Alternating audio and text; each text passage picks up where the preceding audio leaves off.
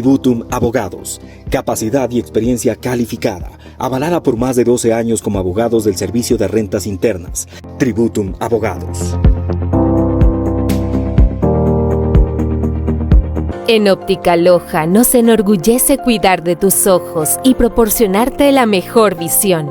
Trabajamos para asegurar que las personas vean bien, se vean bien y se sientan bien. Nuestros expertos ópticos te ayudarán a encontrar la montura perfecta que se adapte a tu estilo y personalidad. Verse bien nunca fue tan fácil. Óptica Loja. ¿Qué tal, amigos? Bienvenidos a un episodio más de Legal 593, el espacio donde el derecho se analiza sin ningún tipo de complicaciones. Para mí, como siempre, es un placer enorme poder estar con ustedes a través de estos mecanismos digitales en donde podemos abarcar temas bastante complicados o álgidos del derecho, de la cotidianidad y hacerlos un poco más sencillos. Esta tarde, queridos amigos, desde acá, desde New Vibes Rooftop, tenemos el acompañamiento de una persona extraordinaria, un profesional a carta cabal, especialista en derechos de adolescentes, de menores sobre todo. Vamos a conversar con él algunos temas importantes, álgidos actualmente con respecto de algunas reformas que se están generando en nuestro país. Antes de iniciar con este pod de esta ocasión, quiero agradecer especialmente a Óptica Loja, lo mejor para tus ojos, Trajes Imperial, un lugar exclusivo de Loja para vestir como un verdadero profesional. A Tributum Abogados, un lugar, el respaldo legal con confianza. Vibes Rooftop, el lugar más top de Loja para poder disfrutar de una vista espectacular y sobre todo de comida sin igual. Mis queridos amigos, en esta ocasión tengo el honor de contar con un invitado muy especial, un verdadero referente en temas de la niñez y la adolescencia, tanto desde la práctica judicial como desde el pensamiento académico. Nos acompaña el doctor Luis Erasmo Samaniego Muñoz, juez de la Unidad Judicial de la Familia, Mujer, Niñez y Adolescencia del Cantón Loja, con más de 10 años de experiencia en esta jurisdicción. Es más, actualmente él está con su más reciente obra, su libro Derechos de la Niñez y la Adolescencia, obra que busca concientizar y formar sobre los derechos de los más pequeños y su carrera aplicación en la vida real. Ha llevado su formación desde Loja hasta Ginebra, Suiza, especializándose en justicia juvenil. Mi querido doctor Luis, bienvenido a Legal 593. Qué placer tenerlo acá y poder contar con su presencia, sobre todo para tratar algunos temas interesantes sobre la juventud. Muchas gracias por esa introducción que realmente no me la merezco. Muchas gracias, Carlitos, siempre prestos a contribuir, a crear sensibilidad para con un tema tan álgido y tan delicado como es el de niños, niñas y adolescentes, y ahora mismo que está en la palestra de discusión social y pública el tema de los adolescentes que entran en conflicto con la ley penal. Efectivamente, mi querido doctor, actualmente estamos atravesando algunas reformas, algunos cambios importantes con relación a los adolescentes. Antes de entrar en debate o en conversación más que nada sobre este importante tema que actualmente genera controversia y un poco de debate álgido en la sociedad ecuatoriana, conocer un poquito de la figura que es el doctor Luis Erasmo Samaniego, mi querido doc. Usted se ha encariñado, se ha apasionado bastante por el tema de la niñez y la adolescencia. Para algunos que no tenemos todavía el placer de conocer del doctor Luis Erasmo Samaniego, ¿cómo es que usted se identifica con los derechos de la niñez? ¿Cómo llega a apasionarse sobre esta materia? Bueno, yo creo que todo nace por el hecho mismo de, primero, tener una formación universitaria, una formación en derecho y conocer que existen personas que por su edad, por su grado de vulnerabilidad, ameritan una protección especial, una protección reforzada. Entonces, en el campo, en el desarrollo mínimo de la profesión, me fui dando cuenta de que los niños, niñas y adolescentes no tienen esa voz para poder efectivizar, para poder tutelar de una manera adecuada sus derechos. Así que mejor llegar a la judicatura y darles la oportunidad a cada menor de edad para que puedan expresar sus sentimientos, sus anhelos, sus expectativas en el cómo ven, en el cómo piensan, en cómo ellos conciben su mundo ideal. Entonces no es un mundo de qué es lo mejor para los adultos, sino qué es lo mejor para el niño desde cada óptica, desde cada perspectiva. Viendo esas realidades, las inequidades, desigualdades, es lo que es el incentivo que tengo en el día a día para seguir en esta lucha. y muchas las veces es agotante o es debilitante el sentir de que no le damos importancia, no le damos una real trascendencia a lo que estamos protegiendo, a los destinatarios. Y como que el derecho de familia lo dejamos en un segundo lugar, quizás en un tratamiento suntuario, y nos dedicamos a proteger o nos dedicamos con un miramiento diferencial hacia otras ramas del derecho. Si alguna vez me he sentido solo en esta lucha para la protección de los derechos, he encontrado esas fortalezas, primero en mi familia, en mis hijos, en mi esposa, luego en compañeros a nivel nacional que están predispuestos y están también comprometidos con esta lucha, y sobre todo con amigos a nivel ya protectores del derecho a nivel internacional, Comité de los Derechos del Niño, compañeros de la Fundación Tierra de Hombres, compañeros de organizaciones internacionales, que no me han permitido decaer y seguir adelante y seguir protegiendo a aquellos seres tan indefensos que son ahora mismo. Y lo cierto, mi querido doctor, es que actualmente, bueno, en el ámbito globalizado en el que estamos abocados a desarrollar nuestra actividad profesional, académica, etcétera, cuando estamos en la formación profesional, le apuntamos a situaciones que no están tan explotadas y que posiblemente nos vayan a generar mejores réditos económicos. Cuando nos formamos como abogados, digo en esta perspectiva, porque hay estudiantes que a veces me preguntan, dice, Doc, ¿cuál es la materia que más económicamente me ofrece ámbito laboral o que me ofrece mejores oportunidades de trabajo? Doc, el derecho administrativo, el derecho empresarial, el derecho tributario, etcétera. Pero lo cierto es que, como la Constitución mismo lo dice, los jóvenes, los menores, los adolescentes son doblemente protegidos por el Estado. En virtud de ello, como que la atención debemos seguirla luchando, seguirla trabajando. ¿Qué opina al respecto? Como que cuando el estudiante dice, no voy a formarme en temas de niñez y adolescencia porque ya todo el mundo estudia lo mismo. ¿Cómo sería la óptica al respecto? Cuando usted habla justamente sobre el tema, es una lucha, es el sector más vulnerable de la sociedad. Esa puede ser una misma percepción que equivocadamente lo tiene el Estado, ¿no? Entonces, la misma pregunta, con los mismos cuestionamientos que se hace el estudiante, que se hace el egresado en Derecho, que se hace el profesional abogado, bueno, ¿y ahora en qué me especializo, no? ¿Qué materia puedo tomar? Adolescentes infractores, no me va a dejar ningún rédito. Adolescentes infractores, o quizá no tengo un campo como para poder sobresalir, y siempre se piensa únicamente en lo económico. Entonces, estamos hablando de derecho social que en su mayoría, no encuentran una defensa adecuada, sino que acuden a los defensores públicos. Y digo, equivocadamente el Estado puede tener la misma percepción porque le estamos dejando rezagadas un tratamiento secundario en la verdadera problemática que están enfrentando cada niño, niña y adolescente, la verdadera problemática que tiene la familia. Entonces, ahora mismo queremos echar la culpa al adolescente que se equivocó y no estamos mirando hacia la familia. ¿Qué carencias tiene ese papá, tiene esa mamá? ¿Cómo sobrevive en el día a día?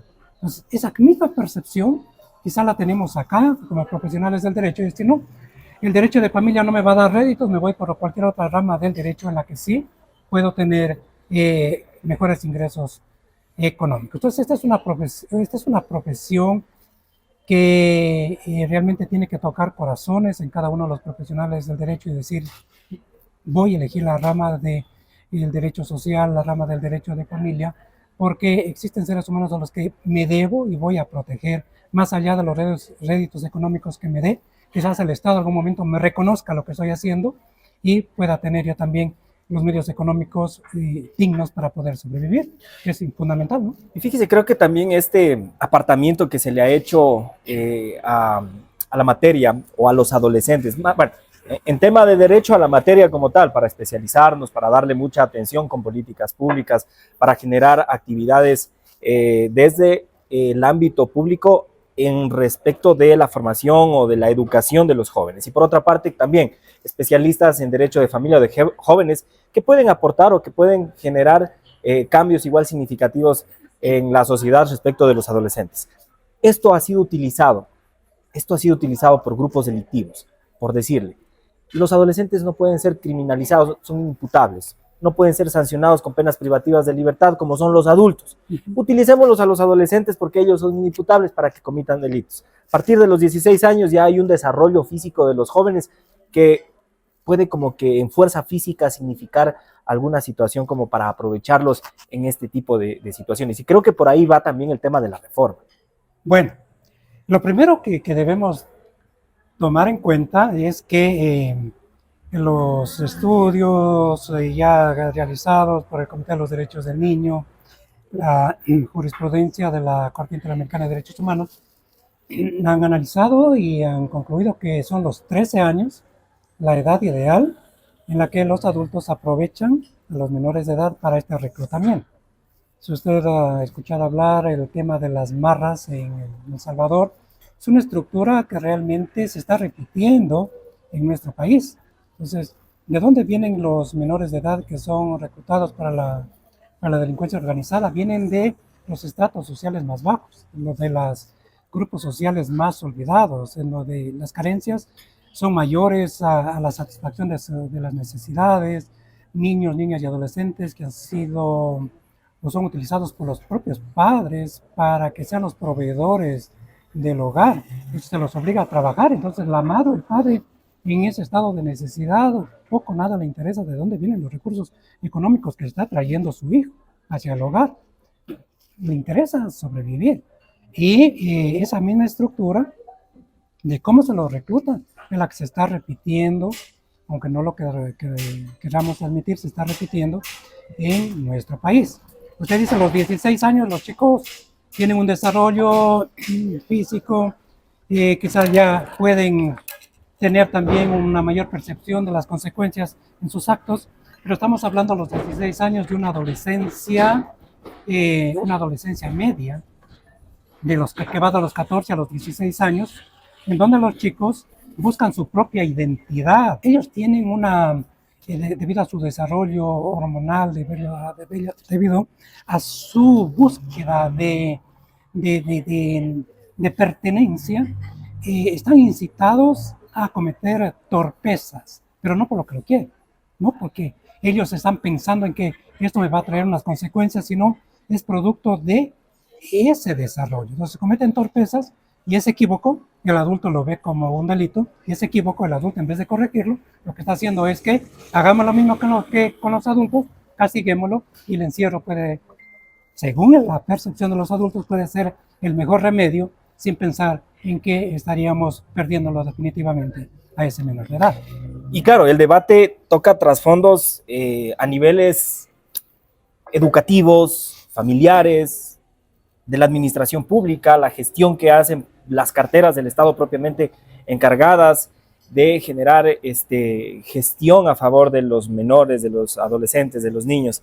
Y bueno, hablando un poco como que la perspectiva actual, el Estado o la sociedad, específicamente hablando, la sociedad cambiante que tenemos, las redes sociales, el Internet, los medios de comunicación tradicionales han sido aislados por medios digitales que a veces los padres de familia mismos dicen, es incontrolable a veces cogerlo a mi hijo y ver qué está viendo o qué acceso tiene, ¿no? Son el contexto para hablar sobre los adolescentes, los mejores, es bastante complejo, desde el colegio, desde la escuela, en la familia, el Estado como tal. Al respecto, considero yo que, por ejemplo, en la escuela, cuando vemos a un adolescente que le llamamos problema, ¿no? Un adolescente que es inquieto, que a lo mejor atraviesa momentos de la adolescencia, porque no, la palabra como lo dice, adolecer, momento crucial del ser humano en el que tiene algunos cambios psicológicos, físicos, en donde tal vez no es comprendido, por eso es que es doblemente protegido. Entonces, los adolescentes, los jóvenes a partir de los 13 años, esta connotación como tal, el estigma, si es un adolescente que ya tiene algunos problemas, por ejemplo, en el colegio, y lo que usted mismo decía, Doc, la sanción, el reprimir su conducta.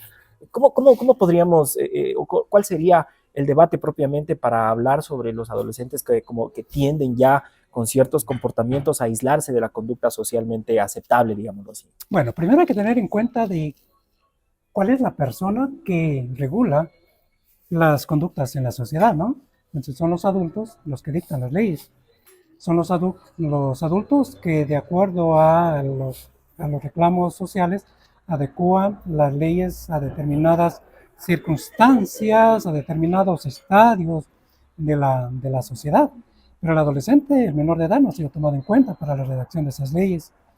Si bien tenemos disposiciones que se contienen muchas gracias, se contienen de la Convención sobre los Derechos del Niño, que en el artículo 3, en el artículo 12, en la observación general 12, en la observación general 24, la obligación que tiene toda autoridad, no solo judicial, toda autoridad que tiene el deber jurídico de cuidado, de explicar y escuchar a cada menor de edad. Y hay una recomendación que para la formulación de políticas públicas, para la formulación de leyes, se tiene que escuchar necesariamente a los menores de edad, en forma individual o en forma grupal. Entonces estamos fallando desde ese momento, desde la percepción de adultos, en cómo dictamos, en cómo redactamos las leyes, sin contar con el protagonismo de sus destinatarios. ¿Qué pasa con los chicos que desde niños tienen conductas agresivas? En el colegio o en la escuela, que son los primeros contactos, el profesor quizá ya no puede controlar la conducta de ese joven, ¿no? Tenemos en los colegios idealmente, en las unidades educativas tenemos idealmente el funcionamiento de los DC, ¿no? Tenemos psicólogos, pero quizá por la comunidad educativa que es tan numerosa, no se avanzan, no es un justificativo, pero quizá no se avanzan a tratar cada tema en particular y dar las soluciones que merece cada niño, niña y adolescente. Yo siempre he dicho, la mirada de un niño es muy decidora. No esperemos ver señales en su cuerpo de violencia. Y el niño, cuando es violento a sí mismo, es porque ya es testigo o fue víctima de violencia en el hogar. Entonces, la tarea del psicólogo en las unidades educativas es investigar qué está pasando con ese menor de edad. Tenemos que abordar a ese niño, niña, a este adolescente, decididamente para salvar ese proyecto de vida. Si lo dejamos solo, ese niño va a escalar quizá a un nivel de violencia mayor, porque está naturalizando lo que está viendo. Para ese niño, esas conductas que observa y las conductas que está recreando y que las está asumiendo, para ellos son tan natural que absolutamente nadie le dice nada. Nadie lo corrige en su momento, en su tiempo. Y ya cuando llegan a una edad mayor, 16, 17 años, cometen un delito ya más grave. Entonces, quizá allí el que tuvo la oportunidad de abordar, de salvar, de colaborar, de como quiera utilizarse el término, para con ese menor de edad, lo único que va a decir, en la práctica, ¿no? Ese niño era problema. Y ahora mira dónde está en la cárcel, era problema. Pero nunca nos cuestionamos a nosotros mismos, ¿qué hice yo cuando me percaté en primer momento que el niño tenía un inconveniente? Entonces, si nosotros no miramos el contexto, el entorno, el tejido social, no podemos exigir que el niño, que el adolescente se comporte a la altura que el adulto quiere si no miramos a ese niño en un momento determinado y no lo sacamos y no le damos el auxilio de ese entorno que lo corroe y que quiere salir pero solo no lo puede hacer. Muchas veces hay que inclusive alejarlo del propio padre, de la madre, de la familia, porque es la familia la que se convierte en el principal problema, se convierte en el principal centro de afectación para ese niño, en el principal lugar que es, debiendo ser de cuidado, de protección, es el principal lugar de riesgo. y son pocos, realmente son pocos los niños que se los saca de ese lugar y se los pone quizá en un lugar seguro. Entonces ahí viene el otro dilema. Lo saco del hogar y lo pongo en una casa de acogida que lo estoy privando de la libertad. Pero tenemos que analizar. Por eso cuando hablamos de interés superior del niño, hablamos de evaluación del interés superior del niño. ¿Qué es lo mejor para ti en este momento? ¿Qué es lo mejor para ti en un momento inmediato e inmediato? Entonces es un análisis el que tiene que hacer. No debemos coger como una frase carente de sentido te doy a la medida de acogimiento institucional porque es el interés superior del niño que estoy protegiendo, sin haberle escuchado a ese niño. ¿Qué es lo mejor para ti? ¿Qué es lo mejor para ti? Tengo estas medidas, ¿no? Tengo estas medidas. A ver, tu familia ahora mismo tiene estos problemas, yo tengo que auxiliarte a ti, tengo que protegerte a ti, tengo opciones, ¿no? Tengo una casa de acogida, te van a cuidar otras personas, tú vas a tener un techo, vas a tener una comida, vas a tener educación. Lo otro es que tienes tú un tío, tienes un primo, ¿con quién te llevas mejor? ¿Cuál puede ser en la familia la persona con la que tú crees que te vas a sentir bien? Entonces es diferente, ¿no? De tomar una medida como falso tutelarismo, decir, no, tú estás en peligro ahora mismo en tu casa, te voy a poner acá, en esta casa de acogida, que preguntarle a ese menor de edad qué es lo mejor para él. Y uno, con base a ese escuche, se tiene ya los argumentos para poder evaluar. No siempre lo que el niño nos diga es lo mejor para ese niño.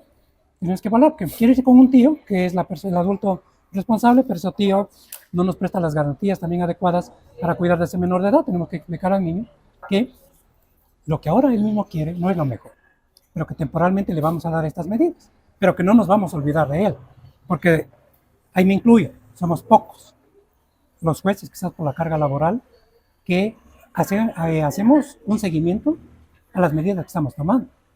¿Sí? Entonces, si yo dicto la medida de protección en una casa de acogida, tengo que darme el tiempo de ir a ver cómo está el niño desarrollándose en esa casa de acogida.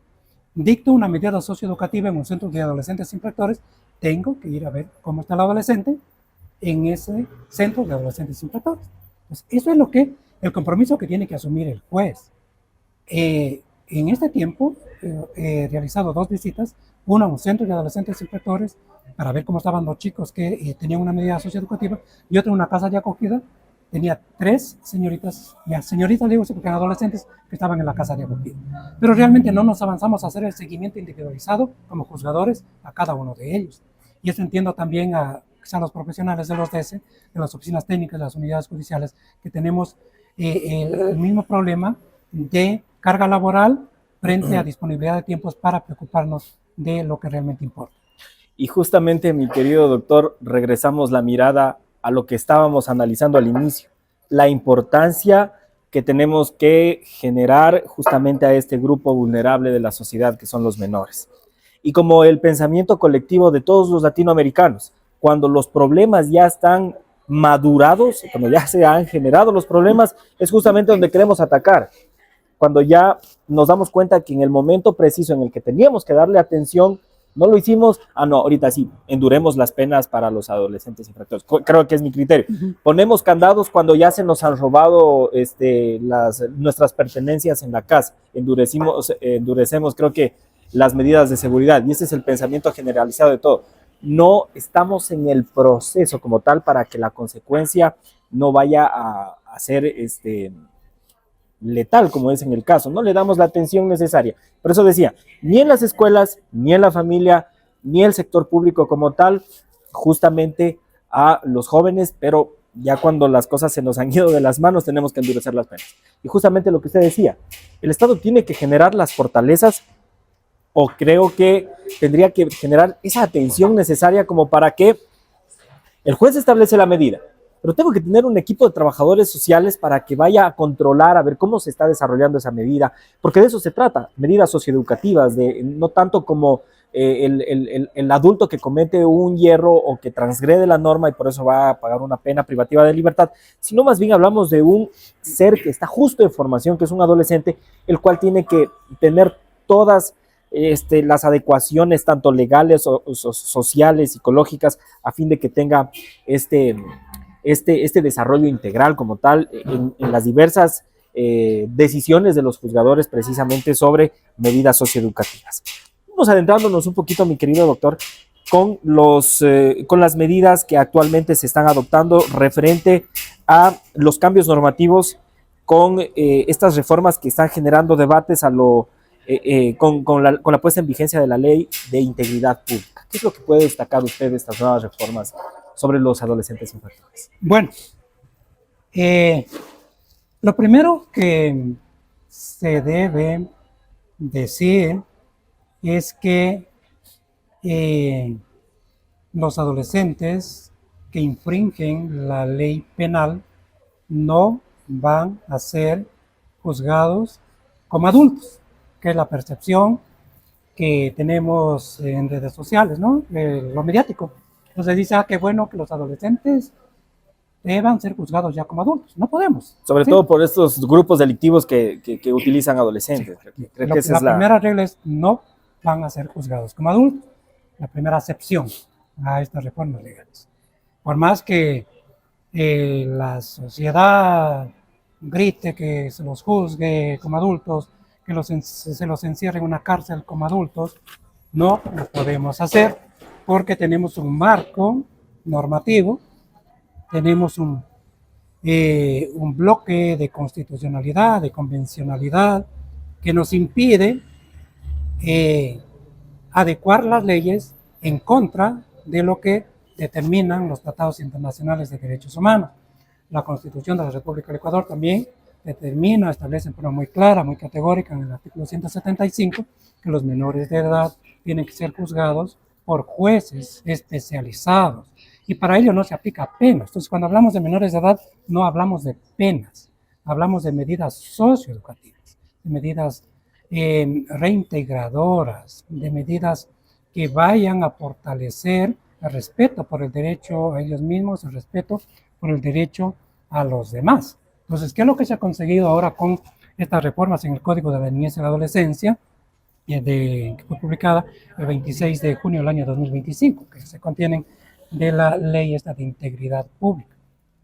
¿Qué se contiene? ¿Qué es lo que ha hecho el legislador? El legislador se ha hecho eco de este clamor popular en que dice, ya no soporto tanta inseguridad, tanta violencia. Los menores de edad son los causantes de tanta inseguridad. Los menores de edad son los responsables de delitos atroces. Y el legislador lo que hace con estas reformas es de quizá tratar de dar un mensaje hacia los menores de edad y decirles, bueno, ustedes cometen este delito, les espera esta sanción, porque el legislador está asimilando en estas reformas la sanción que se les pueda imponer a los menores de edad como una pena, como atenuantes para los menores de edad, la reducción de penas, dice la ley, esta reforma, la reducción de penas. Entonces ahí hablamos de una disyuntiva. ¿Qué quiere el legislador? Equiparar las medidas socioeducativas con penas, cuando la Corte Constitucional ya nos ha indicado de que es diferente el tratamiento, ¿no? Penas está aplicada para los adultos, está determinada para los adultos por la comisión de delitos, ¿no? Pero las medidas socioeducativas, justamente por esta formación que requiere cada menor de edad, por esta asistencia que requiere menor de edad, tienen otras finalidades. Entonces, no solamente es proteger a la víctima, proteger a la sociedad, sino que acudir en el auxilio de este menor de edad que necesita la atención psicológica, educativa, psiquiátrica, integral. Estas reformas lo que hacen también es que en los delitos que ahora mismo son los de mayor incidencia en los menores de edad, que son los de tráfico ilícito de sustancias sujetas a fiscalización, hablamos de drogas, tengan una medida socioeducativa mayor. ¿Sí? Antes, en el Código de la Niñez y la Adolescencia, para los delitos graves, superiores, tipificados en el Código Orgánico Integral Penal, superiores a 10 años, teníamos una medida socioeducativa de 4 a 8 años. Pero ahora, esas medidas o esas penas, como dice el legislador, entre comillas, que se contienen del Código Orgánico Integral Penal pueden ser hasta de 15 años. Entonces, mira, de 8 hasta 15 años. Y por estos delitos de drogas, el legislador no le permite al juez dictar otras medidas que no sea el internamiento institucional. O sea, lo queremos ver en la cárcel a ese joven, por fuerza de la ley. O sea, no hay alternativa. El legislador no nos está dando alternativas. Y ahí viene un cuestionamiento, ¿no? Tenemos disposiciones en los tratados internacionales, tenemos disposiciones en la Constitución, que dice que el internamiento, el encarcelamiento es una medida de última ratio. Y en los adolescentes infractores tenemos que hacer un tamiz de cometiste una infracción, voy a ver cuál es la medida que mejor se adecua a la infracción que cometiste.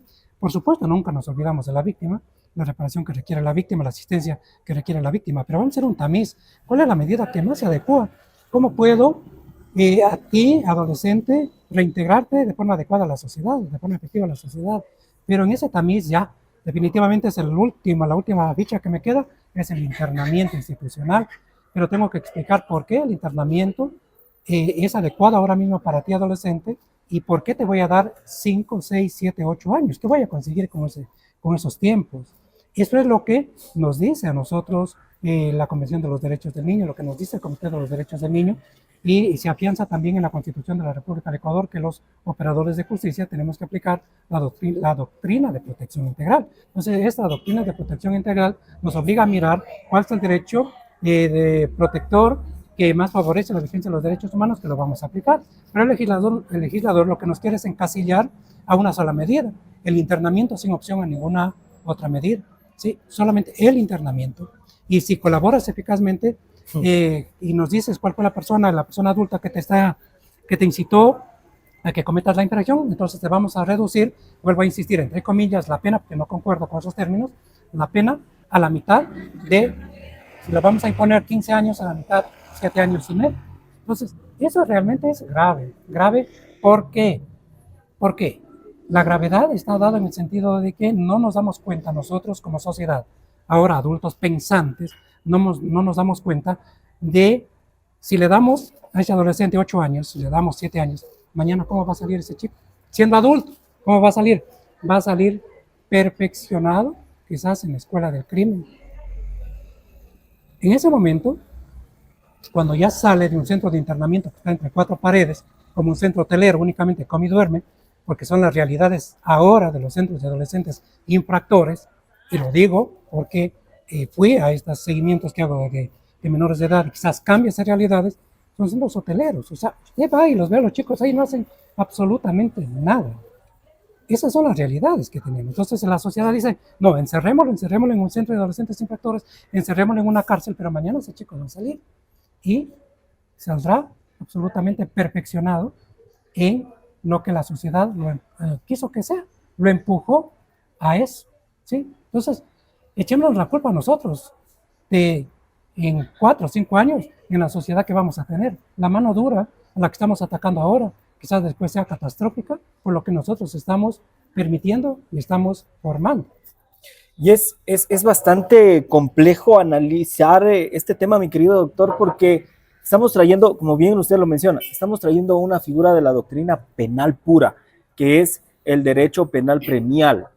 Justamente como usted lo menciona, si es que el adolescente infractor colabora, entre comillas, con la justicia en este proceso en este proceso punitivo que ahora se está generando, digamos, los tras bastidores, se le reduce la sanción, se le reduce ya ni siquiera cómo llamarlo medida, porque claro, el internamiento pierde el enfoque, pienso yo, y así a lo mejor me equivoco, pido mis disculpas, el internamiento que actualmente la norma o la reforma está realizando o está generando en los adolescentes, ya deja de tener ese enfoque restaurativo como tal, sino que lo está haciendo punitivo, cuando en realidad hablamos de medidas socioeducativas, de medidas que tienen que restaurarle al joven para que pueda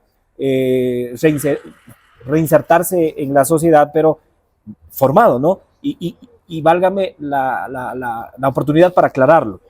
Al joven que lo internan no es como la misma realidad de la cárcel, o sea, la idea, o sea, en concepto, en teoría, este internamiento de los jóvenes es a fin de que puedan tener medidas socioeducativas dentro para poder mejorar su conducta, mejorar su forma de percibir las realidades y responsabilidades sociales.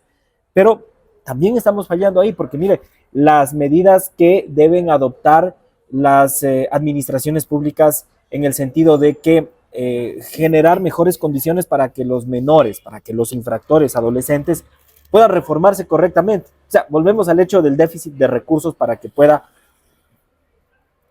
tener efecto propiamente el internamiento en los menores. ¿Por qué no atacamos primero con políticas públicas la carencia del niño? ¿Por qué ese niño no llega a la escuela? ¿Por qué ese niño no asiste a clases? El cuidador, que es el profesor, quizá haga conocer al padre de familia que no asiste a clases, y el padre de familia poco, o representante legal, poco nada le importe. Desde ahí surge la necesidad de protección, de ser más diligentes en indagar qué le está pasando a ese niño, por qué no asiste a la escuela, cuáles son los pares, los amigos, ¿no? Muchas veces los pares, los amigos son los que están induciendo al cometimiento de un delito. Pero son contextos tan complejos, tan complexos de ver en la práctica, de analizarlos en la práctica, que únicamente cuando nosotros, me refiero ya a la Administración de Justicia, estamos involucrados en la toma de decisiones, podemos darnos cuenta del gran problema que tenemos y que las leyes, lejos de atacar esos problemas, están ahondando en las diferencias, están ahondando en las consecuencias sociales de estigmatizar, de sesgar a cada menor de edad. Mire, ahora mismo con estas reformas, ¿no? Los adolescentes que por la curiosidad, hablamos 14, 15, 16 años, tienen relaciones sexuales, ¿no? Entre pares, tienen relaciones sexuales. Ocurre en la generalidad, ¿no? En una gran incidencia, que cuando el padre o la madre descubre a su hija adolescente teniendo relaciones sexuales con otro adolescente, enseguida denuncia como violación. Y la niña, la adolescente, al dar su testimonio anticipado, dice, sí, no di mi consentimiento. Y le creo en este caso a la víctima que no hubo consentimiento.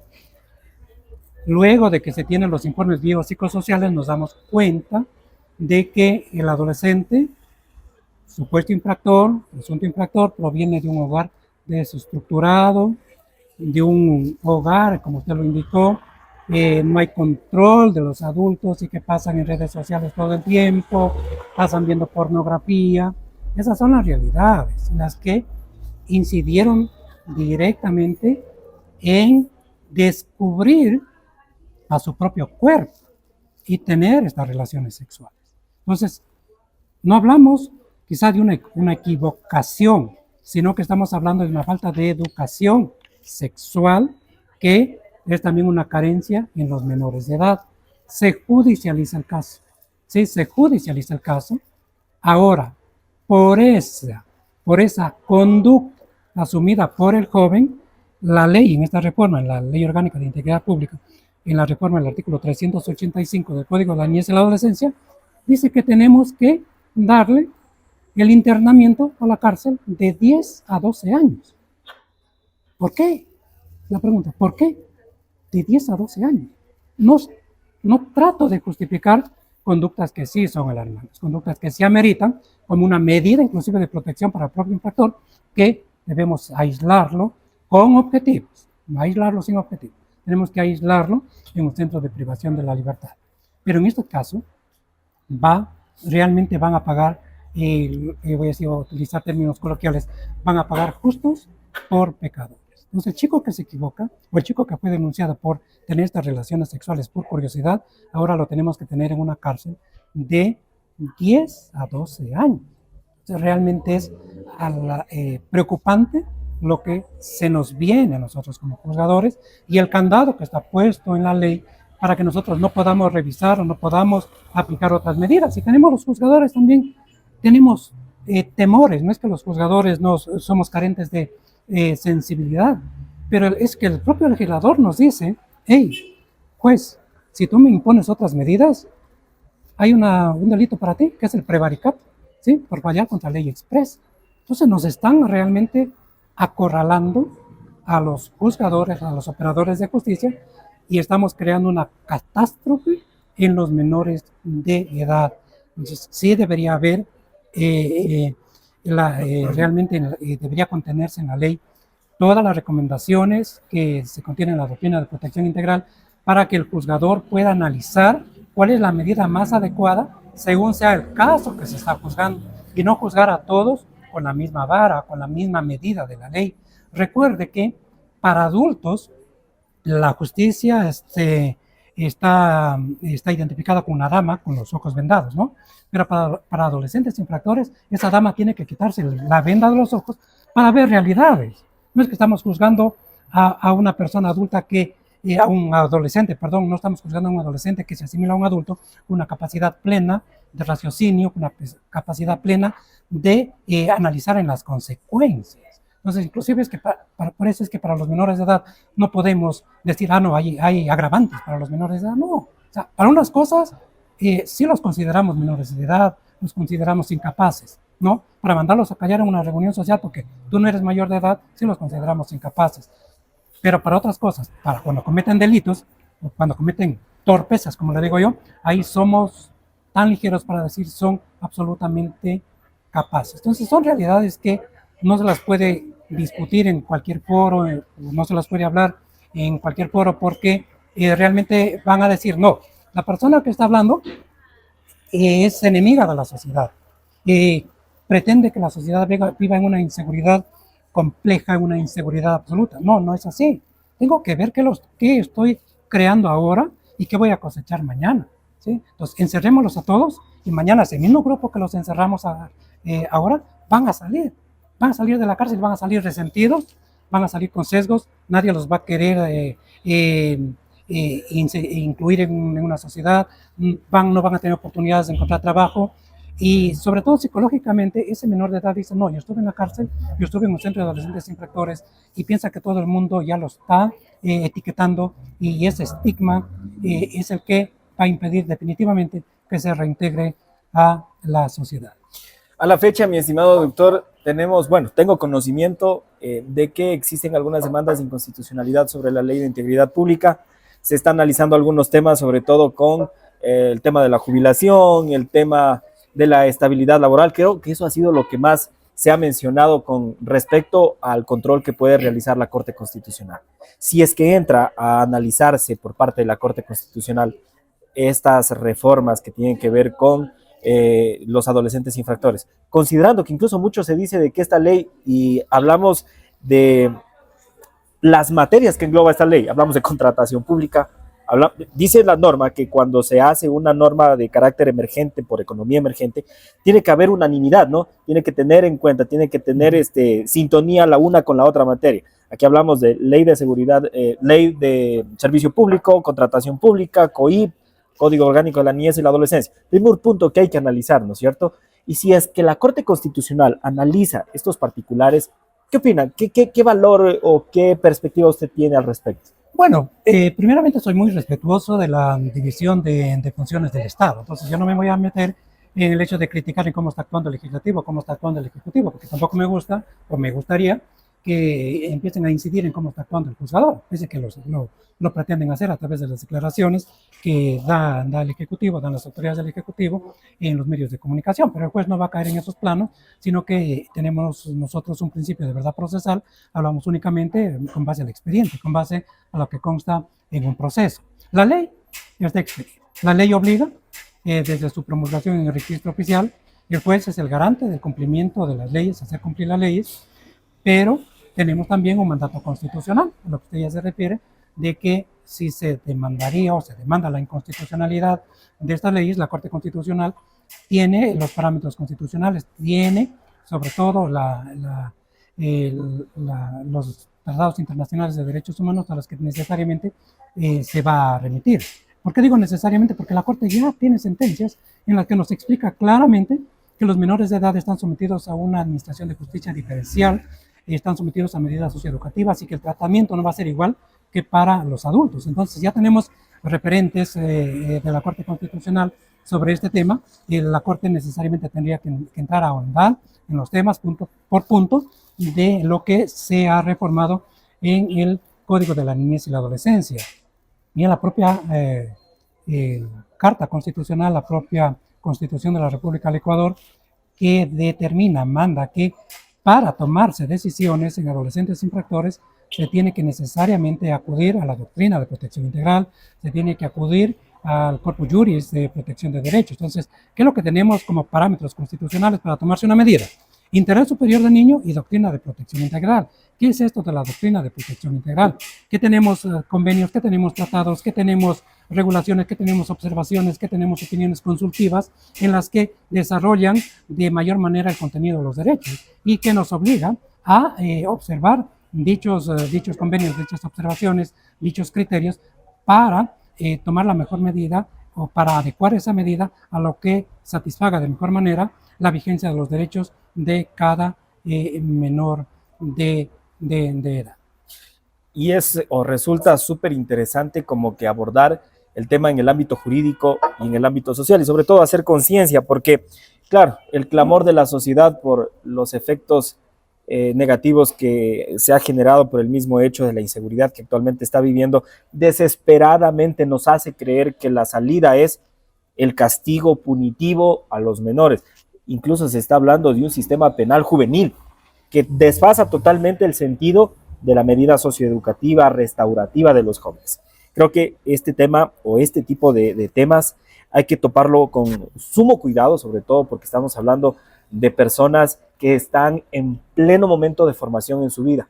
La dignidad humana no solo apunta al hecho de que yo como ser humano en la parte física orgánica, yo como ser humano debo estar bien, debo sentirme cuidado, alimentado, con medicina, con educación, sino más bien también en esa etapa de formación. Creo que siempre es importante como que antes de emitir un criterio, cuidadosamente analizarlo a dónde vamos a llegar justamente con lo que voy a decir respecto de, he escuchado muchos profesionales que dicen, sí, está bien que se les sancione, muchachos malcriados, se vayan nomás al encerramiento. Pero a lo mejor ese muchacho, a lo mejor ese adolescente está atravesando o atravesó en su niñez momentos duros.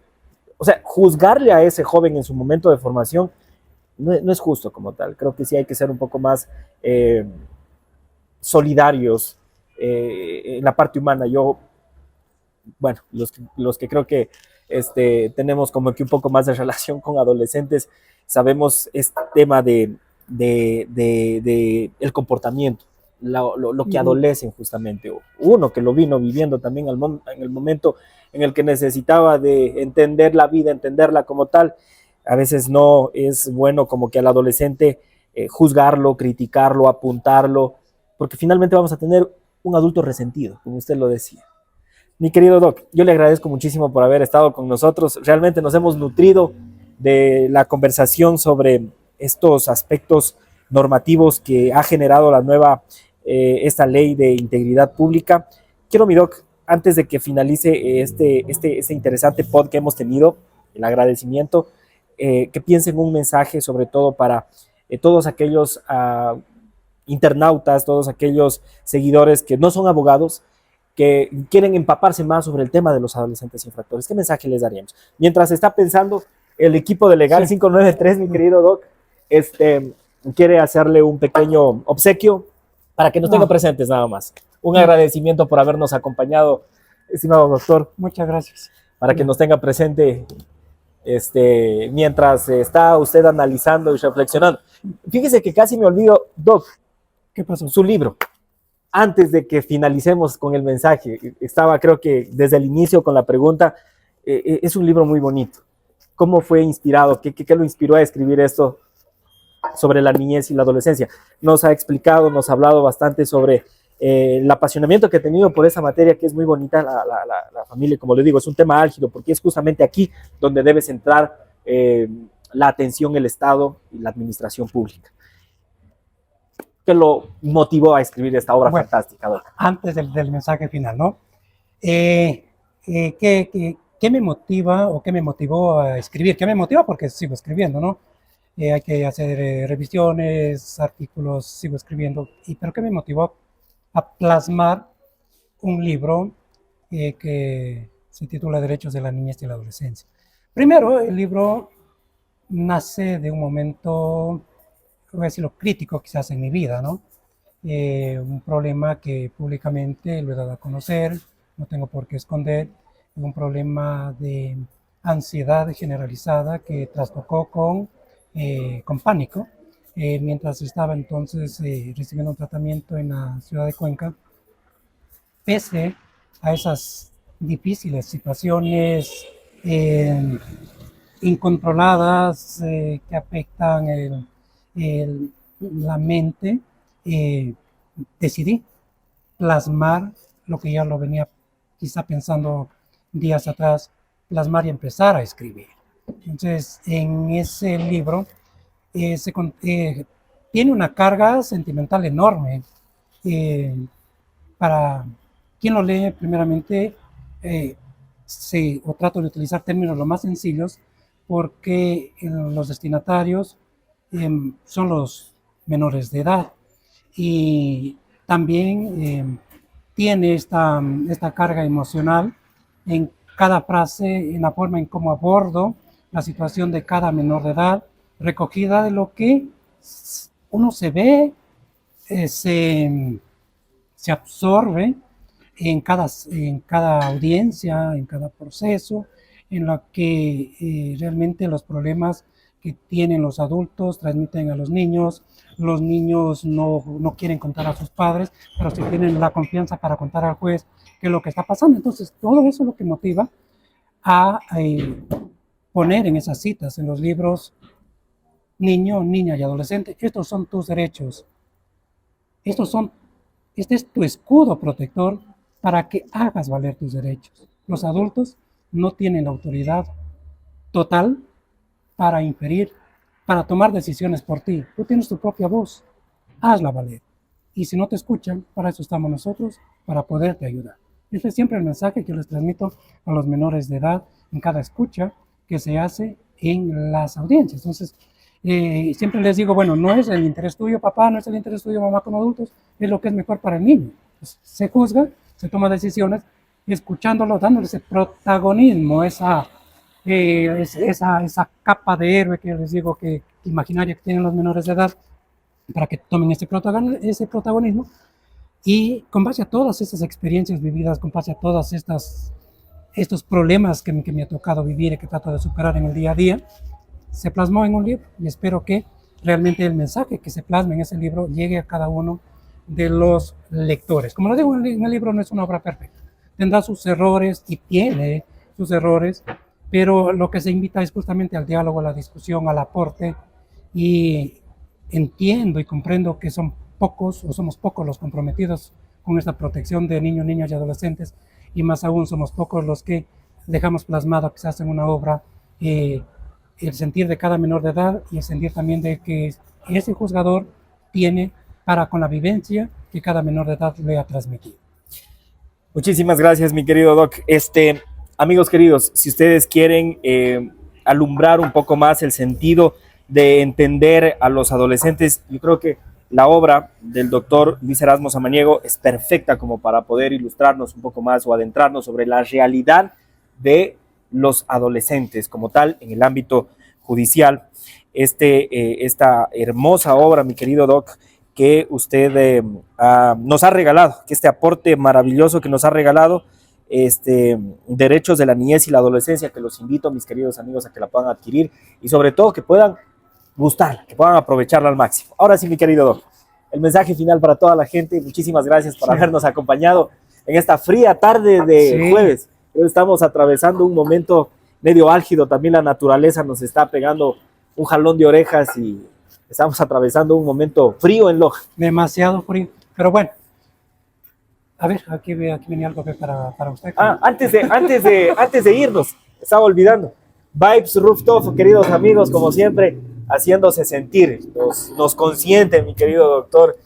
Gracias a Berito Arrobo, la gerente propietaria de New Vibes Rooftop, para poder degustar de estos manjares deliciosos que, como siempre, tenemos acá en este lugar donde también es una vista impresionante. Así que los invito a que sean parte también de Vibes Rooftop. Como ven, nos tienen bien atendiditos. Sí, muchas gracias, muchas gracias. Sí, así veo, realmente es complaciente estar acá y es sobre todo para mí sentir ese calor en este frío de la ciudad, calor humano que lo brindan ustedes, que lo brinda este establecimiento y quienes lo dirigen, realmente es muy, muy gratificante. Mensaje final. Papá, mamá, cuidemos de nuestros hijos, dialoguemos con nuestros hijos. Cuando tengamos que imponer reglas en el hogar, consensuemos con cada niño, niña y adolescente cuáles son las reglas. Nos podemos equivocar, pero el equivocarse es un aprendizaje enorme para tomar luego mejores medidas. No los dejemos solos, no los callemos, escuchemos lo que nos tienen que decir. Ellos están muy adelantados en el desarrollo tecnológico frente a cada uno de los adultos. Ellos tienen sus propias percepciones del mundo. El mundo para ellos no lo ven en blanco y negro, no es blanco y negro, es un arcoíris de colores y cada color es una emoción.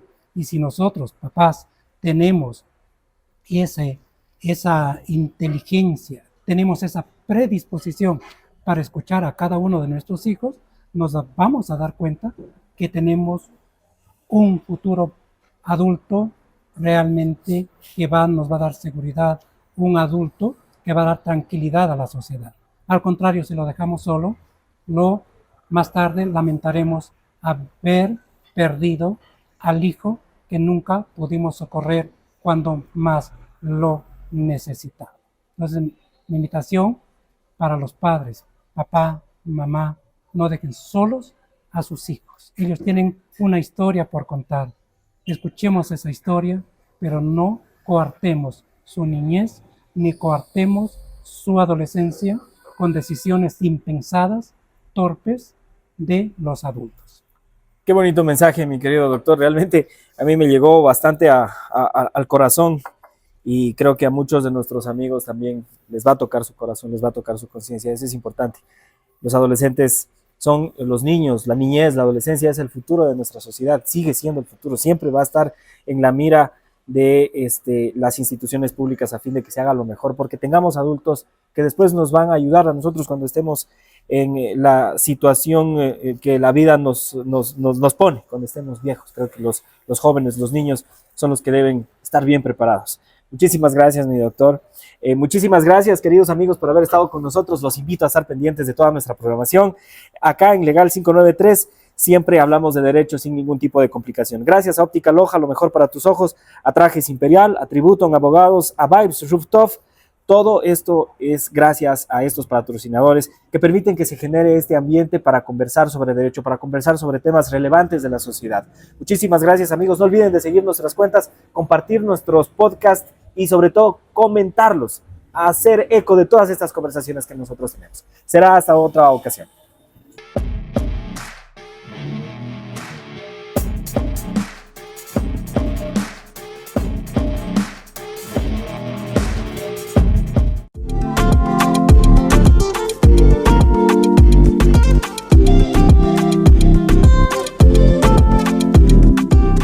Tributum Abogados. Capacidad y experiencia calificada. Avalada por más de 12 años como abogados del Servicio de Rentas Internas.